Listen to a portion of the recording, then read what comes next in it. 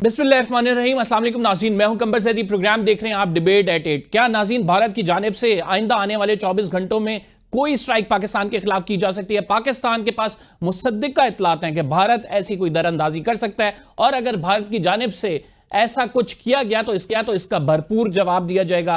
पाकिस्तान बैनुल अक़वामी बिरादरी को यह बता चुका है कि भारत अगर कोई भी पेशकदमी करेगा तो पाकिस्तान अपने दिफा का हक महफूज रखता है, और दोनों ममालिक जो हैं वो न्यूक्लियर ममालिक हैं। खुद भारतीय रॉ चीफ साबिक ये कह चुके हैं कि ये जंग अगर हुई तो ये बहुत आगे तक जाएगी, खित्ते पर इसके असरात होंगे। क्या बज़ाहिर खदशा मौजूद है किसी मिस एडवेंचर का? आज प्रोग्राम में इस पर बात करेंगे। दूसरी जानिब पाकिस्तान ने बाकायदा तौर पर अपना होमवर्क मुकम्मल कर लिया है। सिंध तास मुआहदे की मअतली के बाद वजारत खारजा, वजारत आबी वसाइल और वजारत कानून के दरमियान एक मुशावरत हुई, और इब्तदाई तौर पर इस मुशावरत के बाद बाकायदा सफारती ज़राए के जरिए पाकिस्तान इसका नोटिस भेजेगा। भारत से वजूहात तलब की जाएंगी कि क्या ठोस वजूहात हैं जिसकी बुनियाद पर उन्होंने ये मुआहदा मुअत्तल किया है। इस मामले को आलमी सतह पर उठाया जाएगा, वर्ल्ड बैंक के पास जाया जाएगा। इस पर भी बात करेंगे। दोनों बड़ी इंपॉर्टेंट डेवलपमेंट्स हैं। नाज़रीन, पाकिस्तान के अमेरिका में साबिक सफीर और साबिक सदर आज़ाद कश्मीर मसूद खान साहब ने हमें ज्वाइन किया है। बहुत शुक्रिया सर, हमें प्रोग्राम में टाइम देने के लिए। पाकिस्तान की जानिब से मुख्तलिफ डेडलाइंस दी जा रही हैं। कहा जा रहा है कि अगले 24 घंटे भी इंपॉर्टेंट हैं। भारत की जानिब से क्या कोई बड़ा मिस एडवेंचर किया जा सकता है? आप किस तरह से देख रहे हैं इस सबको? तैयार रहना चाहिए। भारत किसी किस्म का भी हमला कर सकता है, वो बर्री हमला कर सकता है, फिजाई कर सकता है, मिसाइल के ड्रोन के जरिए, और बहरी हमला भी कर सकता है पाकिस्तान को। और फिर यह है कि मखसूस इलाकों के ऊपर भी टारगेट कर सकता है। इसलिए हमें तैयार होना चाहिए, क्योंकि कुछ सफारती कोशिशें भी शुरू हो गई हैं। तो उसकी वजह से हमें ये तसल्ली नहीं होनी चाहिए कि भारत किसी हरकत से, किसी मुहिम से बाज आ जाएगा।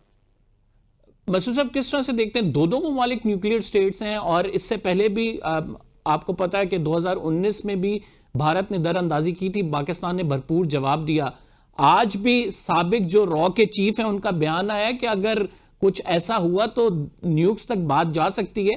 तो आप समझते हैं कि ये दोनों ममालिक जब न्यूक्लियर की कैपेसिटी रखते हैं तो कोई बड़ी जंग हो सकती है?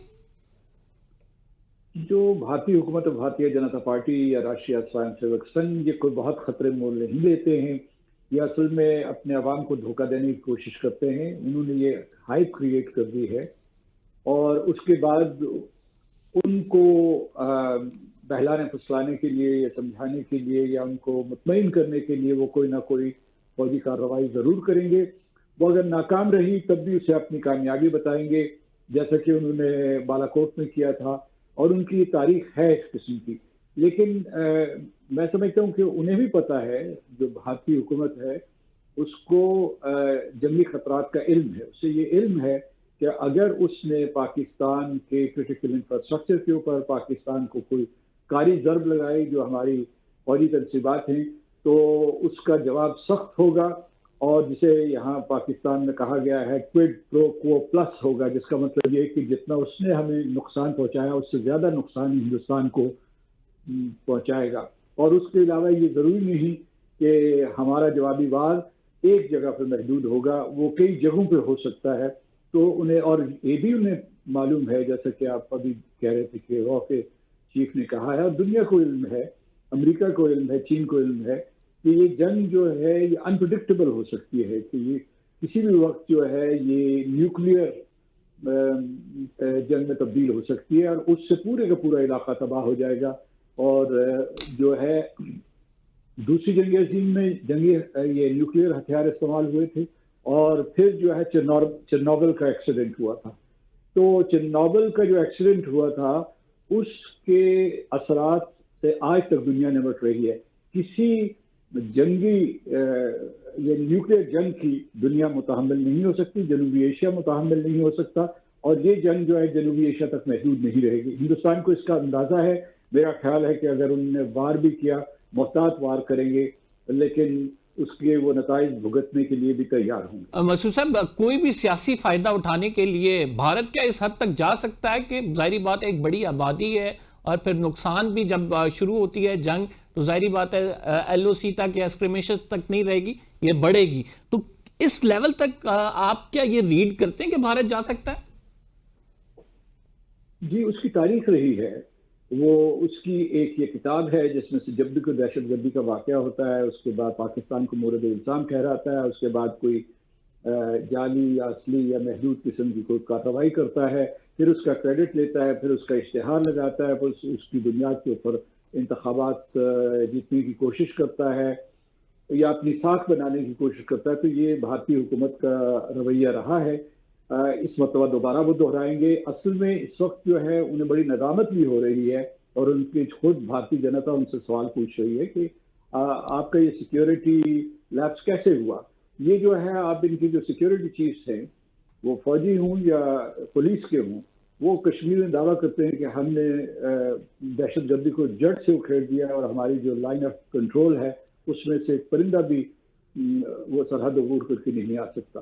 تو انہیں سوال اٹھائے جا رہے ہیں خود پارٹی کے اندر سے یا حکومت کے اندر سے، اور باہر جو ہے عوام پوچھ رہے ہیں کہ یہ سیکیورٹی لیپس کیسے ہوا. اور ان کی جو من گھڑت کہانی ہے وہ چلیں باقی دنیا کو تو چھوڑیں، باقی دنیا نہیں مان رہی، پاکستان نے اسے مسترد کر دیا ہے، خود ہندوستانی شہری اسے ماننے کے لیے تیار نہیں ہے.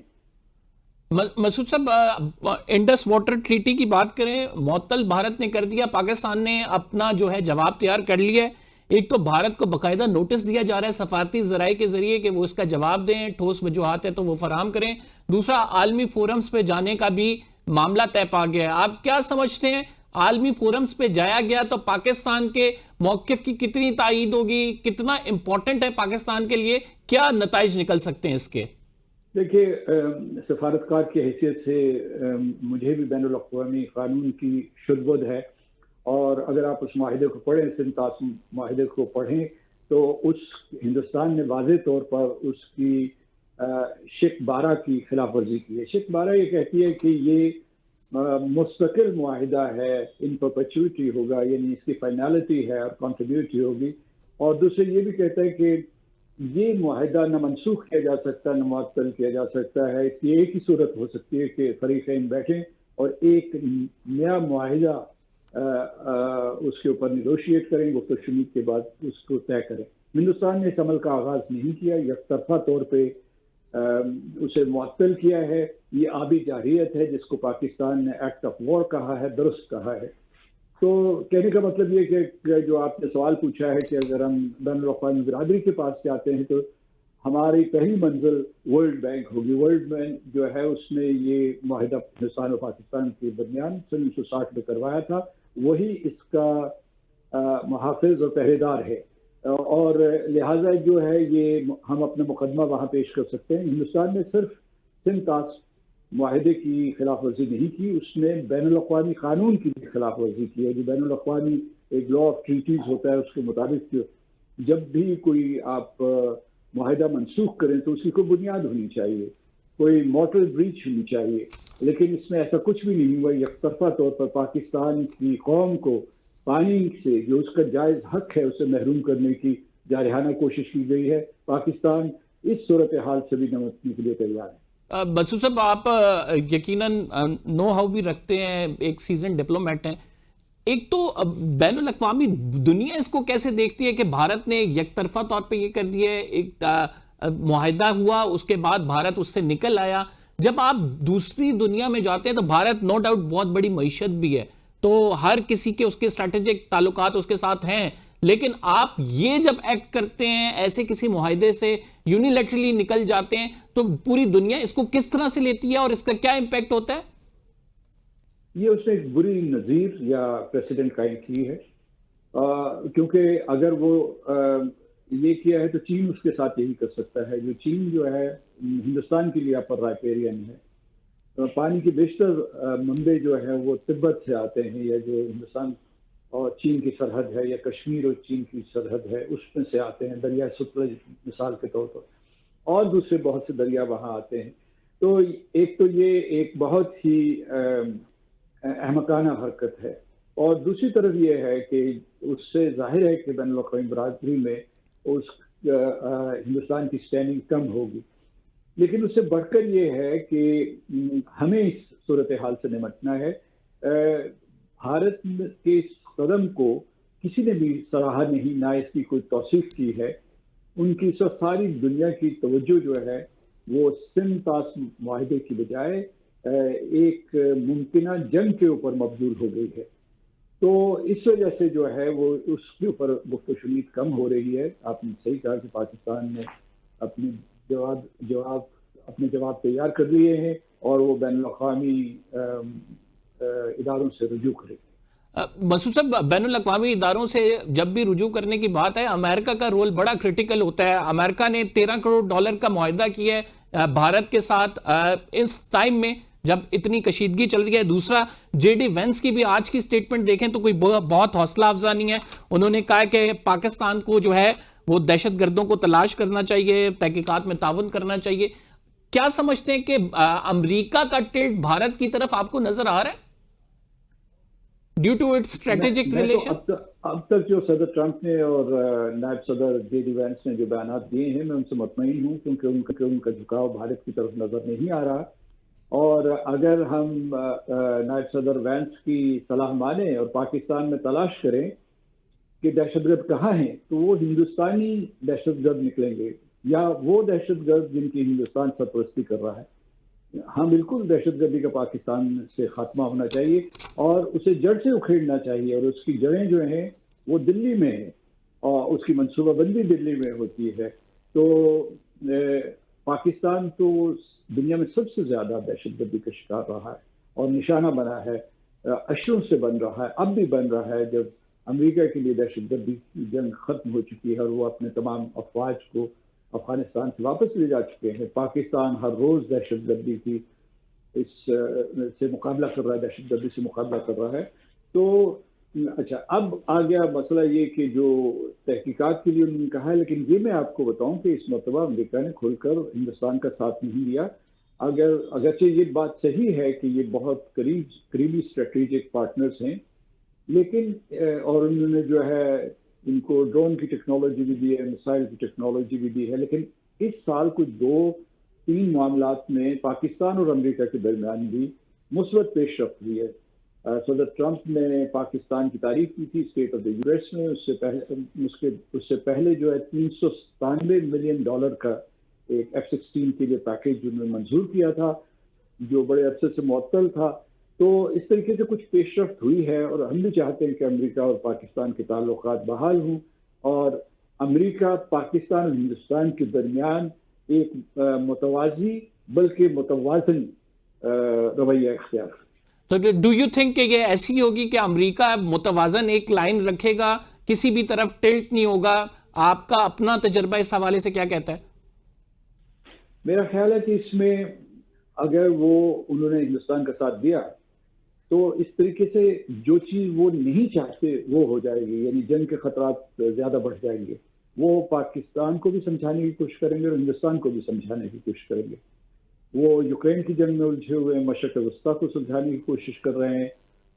صدر ٹرمپ جو ہے وہ اپنے ملک میں دوبارہ سے صنعت و حرفت کا آغاز کرنا چاہتے ہیں، کیونکہ وہ آؤٹ سورسنگ کے بہت خلاف تھے، اسی لیے انہوں نے جو ہے بہت شدید اور پیونیٹیو قسم کے ٹیرفس لگائے تھے. تو میرے کہنے کا مطلب یہ ہے کہ اس میں امریکہ کے لیے اچھی حکمت عملی نہیں ہوگی، اس کے امکانات بھی کم ہیں، کیونکہ اس وقت امریکہ کی کامیابی یہ ہوگی کہ وہ ہندوستان اور پاکستان دونوں کو صلاح دے کہ جنگ کی طرف نہ جائے.